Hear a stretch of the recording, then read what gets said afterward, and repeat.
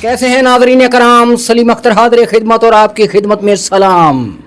लो भाई, लंबी तारीख नोटंकी क़यादत के गले पड़ गई है। नकारा क़यादत की लंगोटी खान के सोशल मीडिया सपोर्टर्स के हत्थे चढ़ गई है और वो इनकी लंगोटी की पतंग बनाकर हवा में उड़ाने लगे हैं और इनकी हकीकी गुलामी कौम को दिखाने लगे।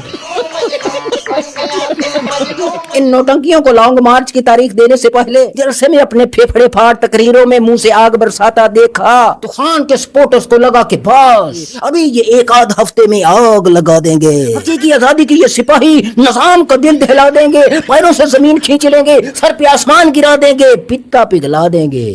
बस ये जालिम निजाम एक हफ्ते में माजी की कहानी हो जाएगा। निजाम का कलेजा मुंह को आ जाएगा, गुर्दे सुकड़ जाएंगे, पित्ता पिघल के पानी हो जाएगा।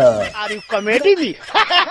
लेकिन जब लॉन्ग मार्च की तारीख का ऐलान हुआ तो खान के सपोर्टर्स के गुर्दे सुकड़ गए, उनकी गर्दन के रगे फूल गई, नुथने फड़कने लगे, आंखों के गोटे बाहर आ गए, वो हत्थे से उखड़ गए, नौटंकियों के गले पड़ गए। बोले नहीं नहीं नहीं नहीं, ये खान के सिपाही नहीं है, टाइगर्स नहीं है, नौटंकी है, भांड हैं, जोकर हैं, जो अवाम के सामने निजाम के खिलाफ तलवारें लहराते हैं और उसी निजाम के सामने बंद कमरों में कमर लचकाते हैं।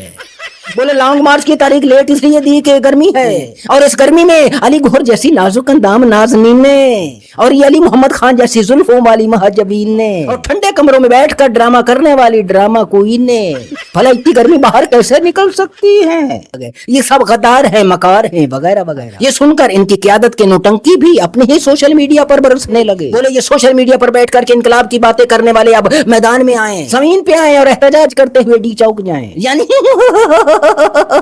यानी प्रोटोकॉल ये लें, सरकारी बंगलों में अयाशियां अपने खानदानों समेत ये करें, सारी अयाशियां सहूलतें ये खंबे लें और एहतजाज भी सोशल मीडिया वाले आकर के करें।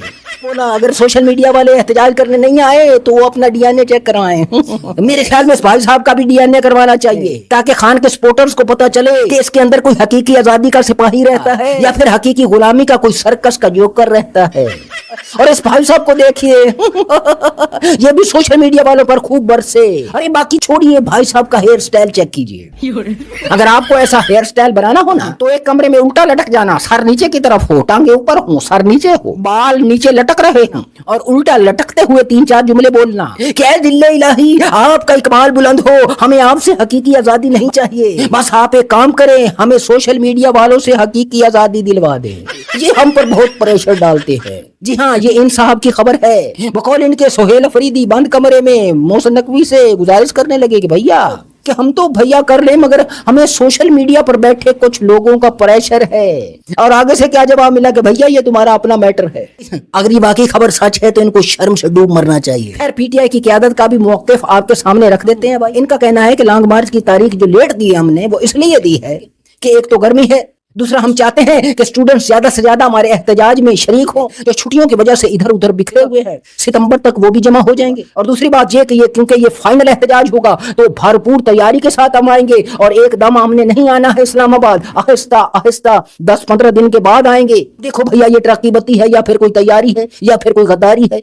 और इसलिए ये भी बताया जा रहा है कि अलीमा खान साहिबा से भी ये मुलाकात करेंगे। हाँ, तारीख पहले दे दी है, पहले मशवरा नहीं किया तारीख देने का, बाद में उनसे मिलेंगे और उनको कहेंगे तारीख जो भी है हम उसके लिए तैयारियां करें। इसके इमरान में मर जाएंगे कि नारे लगाने वाले ये नौटंकी जिन्होंने खान की रिहाई के लिए सर धाड़ की बाजी लगानी थी, इनके अपने कई धड़े हैं और वो अपना सर और धाड़ छुपाए सरकारी बंगलों में लेटे पड़े हैं।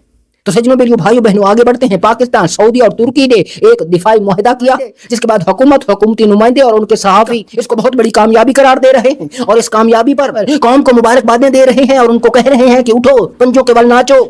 पंजों के बल इसलिए नाचो कि पहले जो सालसी का किरदार अदा किया था उसकी कामयाबियों पर जो नाच नाच के हमारी हालत बिगड़ गई थी, पैरों की खाल उधड़ गई थी, लिहाजा पंजों के बल नाचने के लिए अब कहा जा रहा है। तो दूसरी तरफ तनकीद करने वाले कह रहे हैं कि भैया कि आज इंडिया से जंग हो जाए, सऊदी हमारी जगह लड़ने नहीं आएगा।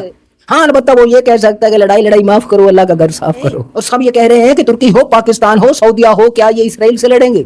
वो तो किससे लड़ेंगे? वो एक इस्लामी मालिक की एक जो बहुत बड़ी फौज तैयार की गई थी जिसके सरबराह थे रहील शरीफ, वो किधर है भाई? वो किधर है? दूसरा लोग तो यहाँ तक कह रहे हैं कि सऊदिया के पास पैसा है, तुर्की के पास टेक्नोलॉजी है और हमारे पास क्या है? हमारे पास फौजी है। जी हाँ, शहीद करवाने के लिए। ऐसे लोग कह रहे हैं भाई, हम नहीं कह रहे, तनकीद करने वाले कह रहे हैं ऐसा। ہاں جی یہ چکر چل رہا بھائی. اور اس سے اگلی خبر یہ تصویر دیکھیے بھائی میاں, ان صاحبہ کا نام ہے مسرت ہلالی صاحبہ.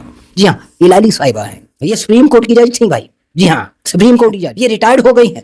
جی ہاں مگر آپ یاد رکھیے گا ان کو, یہ وہی خاتون ہیں جنہوں نے قاضی صاحب کے ساتھ مل کر کے بلہ چھینا تھا, انتخابی نشان بلہ چھینا تھا. یہ وہی خاتون ہیں جس نے مخصوص نشستیں چھینی تھیں. اور اس سے بھی بڑھ کر یاد رکھیے گا کہ یہ وہ خاتون ہیں جنہوں نے سویلینس نوجوانوں کو فوجی عدالتوں کے حوالے کیا تھا, فوجی عدالتوں کے حوالے کیا.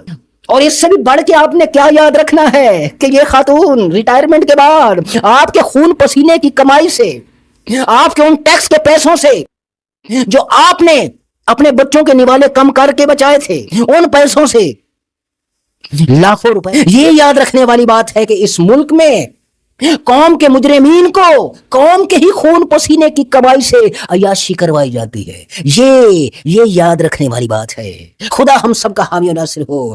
پاکستان زندہ باد.